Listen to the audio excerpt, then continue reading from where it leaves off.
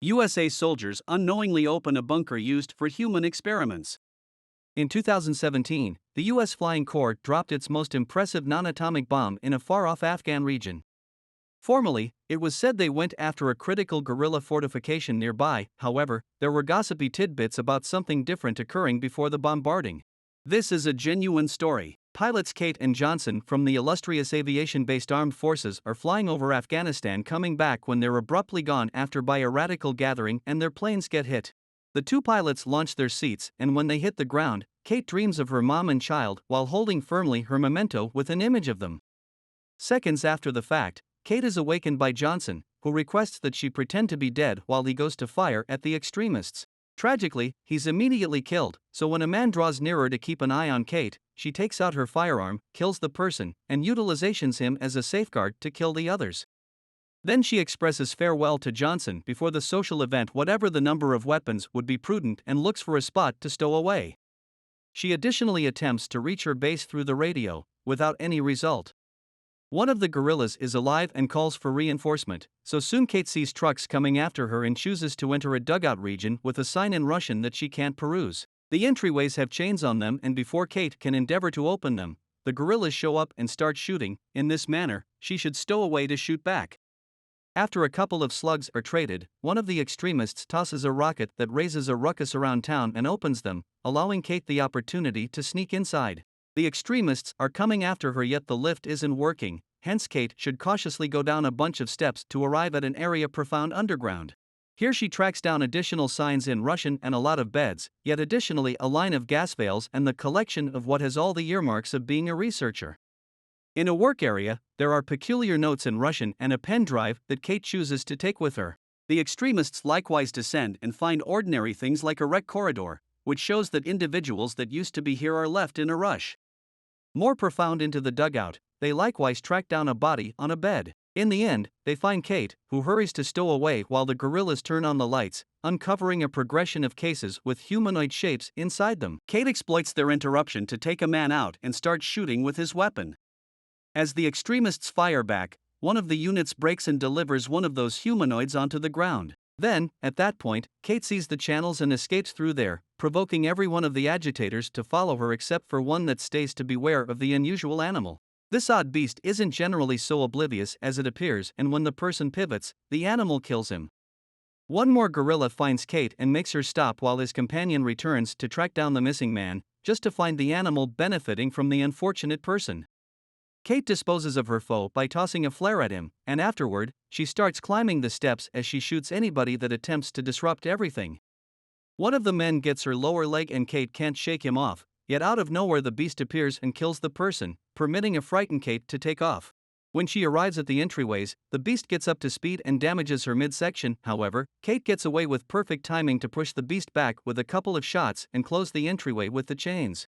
Outside the dugout, there's an extremist named Kabir hanging tight for his group, yet when he hears the beast, he takes off. Kate starts strolling through the desert, just halting to apply some medication for the aggravation. At the point when she arrives at the street, she's hit by an American armed force truck, which is searching for the missing pilots in the wake of seeing the accident site. Corporal Jade really looks at Kate to be certain she's coming clean about her personality and takes her memento, and afterward, Sergeant Snare guarantees they'll deal with her. The gathering returns to the base in the first part of the day, and Kate meets with significant Finch, the man in control. He doesn't accept Kate's story regardless of whether Snare vouches for her, yet he takes the pen drive. After Kate leaves the tent, Finch calls his bosses to report surprising action nearby. He likewise continues faltering on opening a letter. While different fighters get Kabir for cross-examination, Kate approaches Jade to get her memento back. Jade denies having it and triggers a battle that doesn't stop until Snare orders Jade to return the memento. Then, at that point, Snare makes sense of this group being made of outsiders. Jade is a natural thief, Specialist Wilkes used to be a junkie, and Finch lost a superior position since he accepted all penalties for an error that Snare made. Then, Kate goes to see Wilkes to have her injury looked at, and Wilkes lets it out. Doesn't seem as though a projectile made it happen. Kabir's in that tent too. However, when Kate requests that he back her story, he doesn't reply. Obviously he can't grasp her. Different troopers can't help thinking about how there could be a dugout out there that doesn't show up on satellite pictures, so Kate clears up it's exceptionally covered up and continues to utilize her visual memory to compose the signs she found in Russian. Unexpectedly, Kabir uncovers he communicates in English and Russian as well and makes sense of according to the sign "Don't enter." He likewise at long last affirms Kate's story. Different officers are confounded since, supposing that the shelter is Soviet, then, at that point, it should associate with 30 years of age, and no one can get by down there without new supplies for that long. Those cases should keep the animals in a balance of some sort. Back in the shelter, another animal breaks its case and starts to open the entryway. At the point when dusks, Everett joins Jade for the night watch while different fighters learn they'll be out for 3-hour shifts since they're anticipating inconvenience. Finch at long last opens his letter and learns his bosses are requesting that he step down. Enraged, he settles on a telephone decision and learns the higher-ups need the substance of the pendrive, yet he will not send it except if he gets a clarification, and hearing reality leaves him in shock. In the meantime, Kate and Wilkes examine Kabir, who makes sense of he didn't shoot anybody. He's simply a driver that was working for the extremists to safeguard his loved ones. Snare minds his man and sends a private to ease Everett. Anyway, when he pivots, Everett hears a clamor and finds the fighter has gone just to abandon some blood. Jones and Bromhead likewise hear a clamor, and when they check, they notice a lot of beasts have entered their base. The whole group quickly gets ready and starts shooting while Kate contemplates whether the beast some way or another figured out how to follow her. Snare illuminates Filch with the circumstance and Filch attempts to settle on a decision for reinforcement. However, the radio pinnacle is obliterated by the beasts. The monsters are exceptionally strong and slugs don't hurt them, so before long officers start getting injured or killed, beginning with Everett. Wilkes passes on the tent to offer clinical consideration after advising Kate to remain and watch Kabir. Seconds after the fact, a beast enters the clinical tent and uses its extremely long tongue to catch Kate, yet fortunately Kabir tracks down a cleaver in a chest and utilizations it to kill the monster. Then he hands Kate a firearm before running outside. However, the fighters quickly snatch him to keep him monitored, thinking he was attempting to get away. It isn't until the officers light a fire that they can at last ward these dreadful things off. Wilkes goes to protect Kate and carries her to the protected place where everybody's social occasion. In this way Snare takes the risk to request cover to go save Finch with Wilkes. At that point, another beast enters Finch's tent, where it disregards every one of the slugs to stir things up around town. Finch believes he's going to kick the bucket when Connect and Wilkes show up and shoot the animal. This diverts it long enough for Finch to get a bat and crush it to death. Outside, the gathering finds a compartment where they could stow away. However, Bromhead needs to deal with picking the lock since they don't have the key. At the point when Snare and Wilkes carry Finch with them, one of the beasts attempts to go after them, so the fighters open fire and Kate takes the risk to bounce on it with the hatchet, having understood the mouth is the animal's point of weakness. There are even more animals coming, so when the triplet returns, they conceal in the compartment and choose to hold on until morning to see what occurs. The fighters are careful about Kabir. However, Kate calls attention to he saved her life, and Kabir at long last lets them know what he knows. He wasn't even conceived when the Russians attacked, and individuals in his town realized the war would contact them too because a star had tumbled to earth and shook the ground. Kabir's dad helped him to battle, and by 1988 Afghan powers had started to switch things around. His town had trust until one day individuals began vanishing around midnight, and at times in the first part of the day, they would find bodies that seemed as though they were gone after by a bear. His dad considered hunting this creature, yet when the Soviets pulled out, the assaults likewise halted. The town lost 46 individuals and Kabir's dad never returned. The following morning, the gathering leaves the compartment and finds their companions' bodies are no more. Wilkes looks at a dead animal and finds its teeth are in lines and retractable, similar to a shark's, and its skin is thick to work as a body protective layer. There's goo on the table because the animal is liquefying since it can't handle daylight. Since the skin's so difficult, Wilkes needs to utilize a drill to glimpse inside, and he's stunned to find the animal has human organs. Finch at long last chooses to confess all and apologizes to Kate, making sense of the greater UPS have consistently had some significant awareness of the dugout.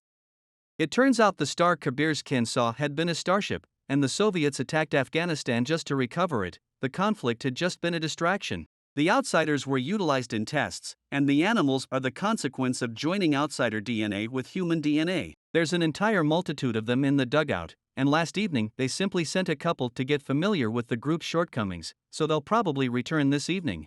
Getting away from them is unimaginable because they don't have a lot of fuel and they would be found by the guerrillas at any rate. Unexpectedly, their discussion is intruded on by the monster on the table awakening. It utilizes its tongue to snatch Kate once more, leaving her in some kind of daze while driving away Kabir and the warriors when they attempt to stop it. Finch snatches an explosive and bounces on the monster to kill it, making this his deliberate release like the letter needed. Subsequently, the troopers at last free Kabir's hands since seeing him battle has acquired their trust. Kate feels unsteady and admits that when the animal contacted it seemed like it was depleting her brain, presumably to become familiar with their techniques, yet she enjoys a benefit, she knows where their home is. Kate, Snare, Jade, Wilkes, Jones, and Bromhead are the troopers that are left. However, it's an adequate number of individuals to bomb the fortification, and Kabir requests to go with them since he needs to retaliate for his dad. At the point when they show up at the shelter, they toss the bomb inside and leave to explode it, yet Kate coincidentally drops her memento and Snare gets back to get it. This offers a beast the chance to snatch him and bring him down into the opening. The group thinks they've lost their chief and prepares for the explosion. However, Snare abruptly reaches them through the radio to affirm he's as yet alive. He doesn't believe the group should return for himself and the group concurs. However, Kate adjusts everybody's perspectives by calling attention to that Snare would have done likewise for them.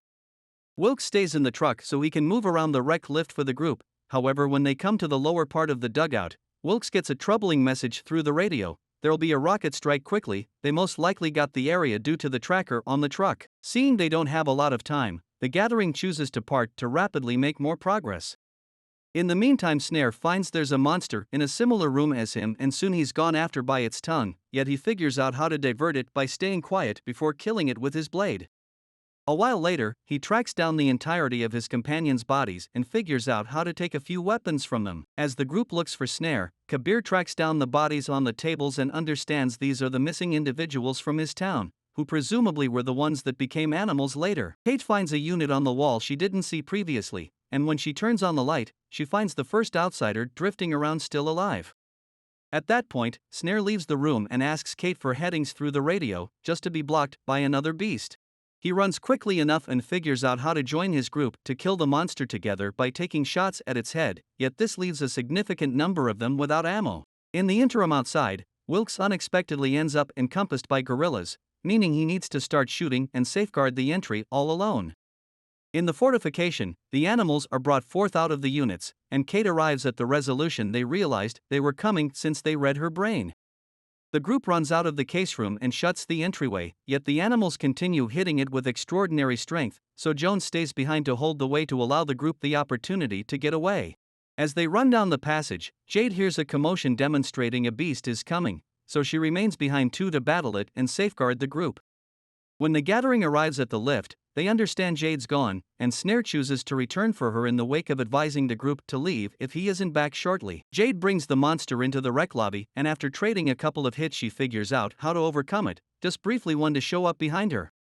When Snare shows up, it's past the point of no return, the monster has killed Jade. Snare starts battling the animal with any instruments he can find around. In the meantime, Jones acknowledges he can't hold the entryway any longer and relinquishes it before exploding the bomb to carry everybody down with him.